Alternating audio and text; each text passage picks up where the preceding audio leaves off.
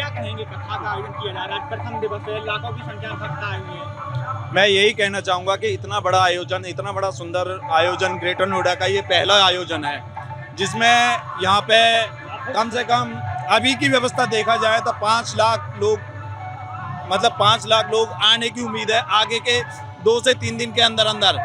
और जैसे जैसे कथा का संचालन बढ़ता जाएगा वैसे वैसे ये 10 लाख को पार कर जाएगा।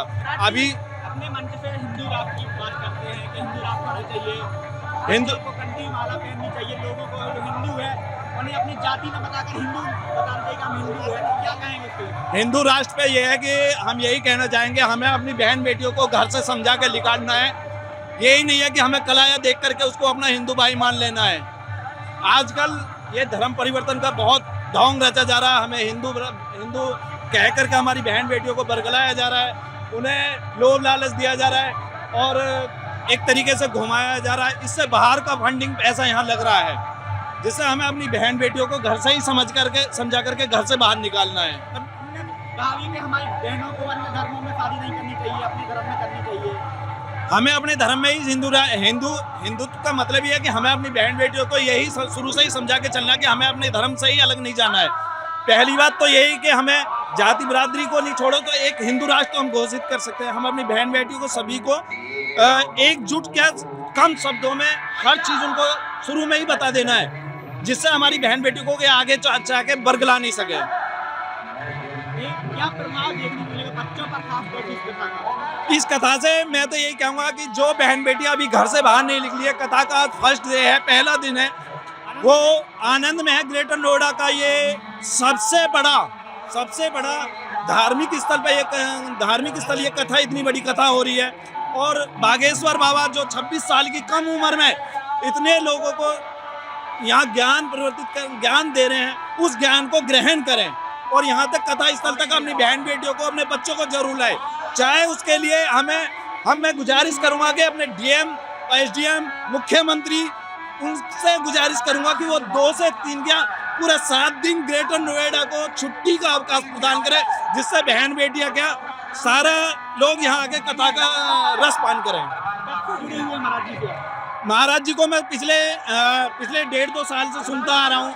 महाराज जी की कथाएं सुनता आ रहा हूँ, यूट्यूब चैनल पे उनको देखता आ रहा हूँ और उनको लाइक और शेयर करता आ रहा हूँ और पसंद कर रहा हूँ। अपनी बहन बेटियों को भी उनसे उनकी श्रद्धा को भाव को रखते हुए उनके बता रहा हूँ कि आप इनसे जुड़ें और सुने और समझें और लोगों को भी जागरूक करें। देखा जाता है कई संत हैं जो मंदिर बनवाते हैं, मठ बनवाते हैं, महाराज जी के अनुसार निर्माण करवा रहे हैं, आपको पता होगा। बागेश्वर धाम की लिए श्रद्धा भाव से लोगों को इतना जोड़ दिया है।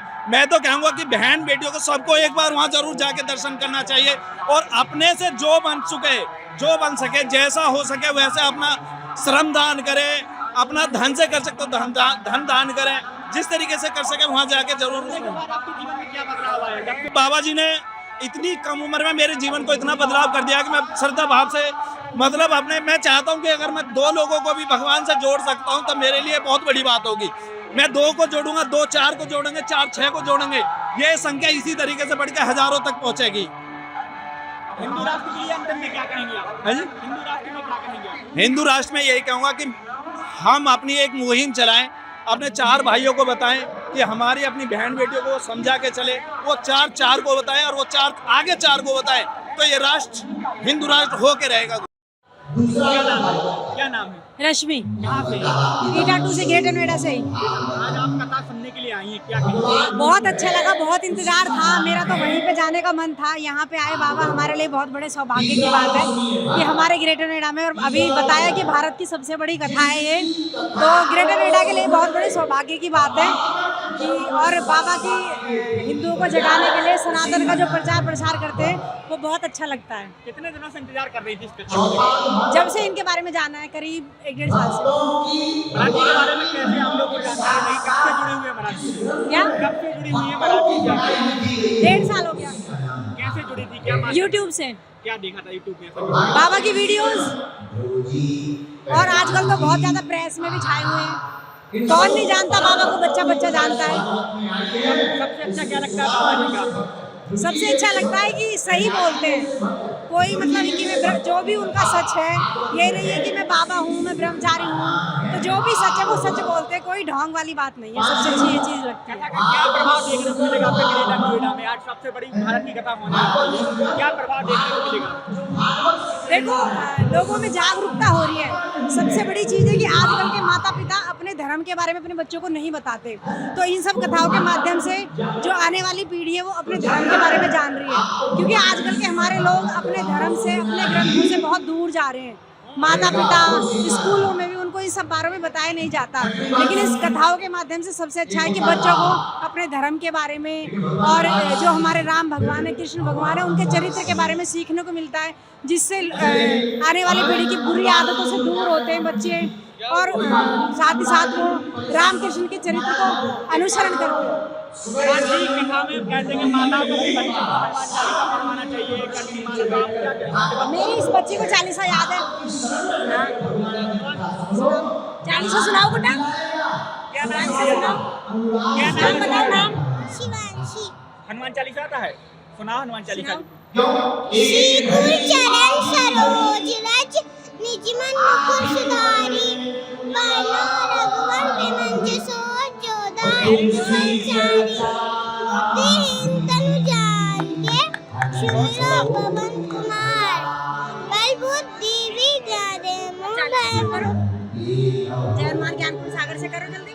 जय हनुमान ज्ञान गुण सागर, जय कपीस लोक उजागर, रामदूत अतुलित बल धामा, अंजन पुत्र पवन सुत नामा, महावीर विक्रम बजरंगी, कुमति निवार सुमति के संग, कंचन वरन विराज सुबेसा, कालन कुंडल कुंचित केश। कहाँ से किसने सिखाया है आपको हनुमान चालीसा? मम्मा। मम्मी ने सिखाया। आपने कब सिखाया? कितने दिन पहले बच्ची को सिखाया? मैं एक्चुअली क्या है ना, मम्मी अपने बच्चों को लोरी सुनाती हैं, मैं अपने बच्चों को रात को जब सुलाती हूँ तो हनुमान चालीसा सुनाती हूँ। अच्छा, महाराज जी से प्रभावित होकर सिखाया है? महाराज जी से प्रभावित होकर सिखाया? नहीं, मेरे को बचपन से ही बहुत ज्यादा रहा है अपने धर्म के प्रति, सनातन के प्रति। मैं खुद बचपन से ही चालीसा के पाठ करती थी, तो मैं अपने बच्चों को भी सिखाती हूँ। और महाराज जी के प्रभाव से मैंने रामचरितमानस घर में लाई, रामचरितमानस पढ़ना स्टार्ट किया, और मैंने सबसे जो बाबा की बात अपनी लाइफ में फॉलो की है कि प्रत्येक हिंदू को 5 चौपाई रोज पढ़ना चाहिए रामचरितमानस की। ये बात मैं उनकी फॉलो करती हूँ। महाराज जी यहाँ पर आज आए हैं, आज 7 दिन तक रहेंगे, पूरे परिवार सहित आप आई हैं, आगे भी आती रहेंगे? हाँ, हम 7 दिन तक रोज आएंगे। कभी बागेश्वर नहीं है आप? नहीं, हम जाएंगे। जाने का मन था, लेकिन बाबा यहीं आ गए, बहुत बड़े। हाँ, जरूर जाएंगे भविष्य में, यदि भगवान ने चाहा तो जरूर जाएंगे। आप कहते हैं आपके? ये मेरे जी भाई, आप क्या कहेंगे? आज पूरी परिवार सहित आए हैं आपका के लिए। बहुत अच्छा लगा है, यहाँ पे आके बहुत कुछ सीखने को मिला है बच्चों के लिए। जो हमारा जो आध्यात्मिक जो ज्ञान है उसकी जो है यहाँ पे जो है बच्चों के लिए बहुत अच्छा है इस चीज़ के लिए। Thank you. देखा जा रहा है जो युवा वर्ग है वो दूसरी लाइनों में जा रहा है, खेल की दुनिया में। महाराज जी की कथा से प्रभावित होकर अपने अध्यात्म की ओर दौड़ रहे हैं, क्या कहेंगे? हाँ, उससे बहुत प्रभावित होकर बच्चे जो नवा युवा है वो बहुत प्रभावित होगा, और जो है अपने जो आध्यात्मिक ग्रंथ हैं उनके बारे में जो सोचेगा वो पढ़ेगा, आगे बढ़ेगा। बच्ची को आपकी बताया कि अपने बच्चे को हनुमान चालीसा? हाँ, सभी को याद है हनुमान चालीसा। बच्चे को डेली मतलब ये घर में है कि हनुमान चालीसा भगवत गीता का पाठ होता है, उसके बारे में रामचरितमानस की बुक है, उसके बारे में बच्चों को पढ़ाते हैं, समझाते हैं। क्या नाम है? हरे राम राय। क्या कहेंगे? आयोजन हो रहा है आपके यहाँ पर, बहुत बड़ा आयोजन हो रहा है, क्या कहेंगे? ये बड़ा आयोजन नहीं है, ये भारतीय संस्कृति का बहुत बड़ा आयोजन है। ये एक आयोजन इस संस्कृति के विस्तार के लिए नहीं है, हमारी संस्कृति जो रही है उस परंपरा का निर्वहन बाबा कर रहे हैं। उस परंपरा को जीवित रखा है इन्होंने। ये मैं नहीं कह रहा हूँ, ये पूरा संसार मान रहा है। आज धीरेन्द्र शास्त्री जी ने ये बताया है हमारे संस्कृति को कैसे जिया जाता है। धीरे धीरे कहीं ना कहीं विलुप्त हो रही थी हमारी व्यवस्थाएं। संस्कृत, श्रीमद् भागवत गीता लोगों के घरों में पहले होता था, आज से 20 साल पहले, आज नहीं होता है। बाबा उसकी याद दिला रहे हैं, लोगों के कान तक मधुर स्वर आ रहा है। ये संस्कृति है, ये हमारी जीवन जीने की कला है, हमारी व्यवस्थाएं हैं, हम जी रहे हैं। ये बाबा नहीं है, ये भगवान का अवतार है।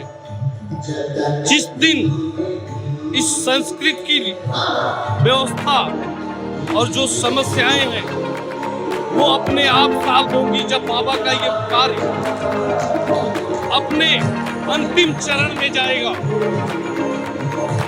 बाबा का जो ध्येय है हिंदू, तो हिंदू में पूरा भारत आता है और सबको इस संस्कृत को जीने का तरीका सिखाना पड़ेगा।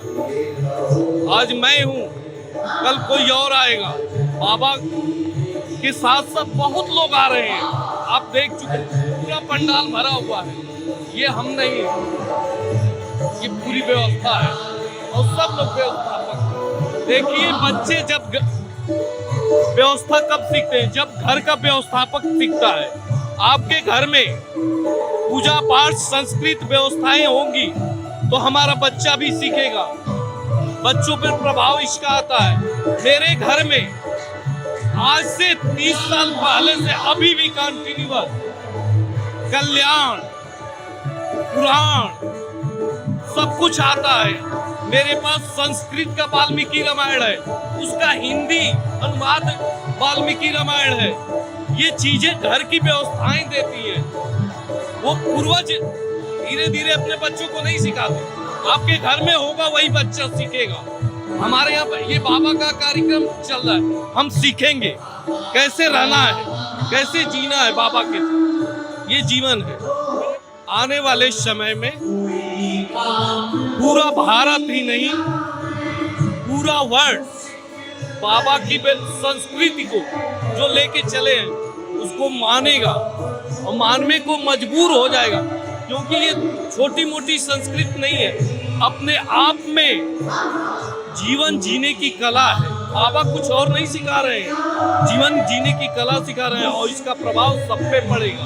सब भगवान के रूप में बाबा को एक दिन पूजेंगे, क्योंकि गुरु हमेशा ऊपर होता है। बाबा रास्ता दिखा रहे हैं एक गुरु के रूप में।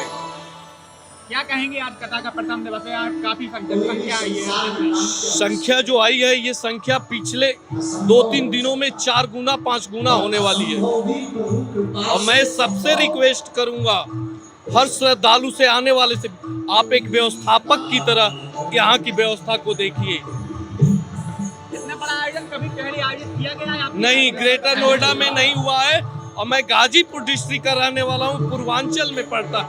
मैंने अपने लाइफ में इतना बड़ा आयोजन नहीं देखा है धर्म संस्कृति के ऊपर। मेरे लिए बहुत बड़ा, मैंने संगम देखा है, संगम पे कुंभ मेला देखा है, वो बहुत बड़ा लगता है, लेकिन वो अलग चीज होती है। लेकिन इस तरह की व्यवस्था मैंने नहीं देखी, बहुत अच्छी व्यवस्था है। मैं लोगों से रिक्वेस्ट करूंगा कि आइए पंडाल में और बाबा की कथा का आनंद लीजिए। इस दिव्य दरबार में आकर के अपने बच्चों के लिए, अपने लिए इस संस्कृति का कुछ अध्ययन करके जाइए और शिष्टाचार सिखाइए, पूरे समाज को बदलिए। ये बहुत अच्छा कार्यक्रम है।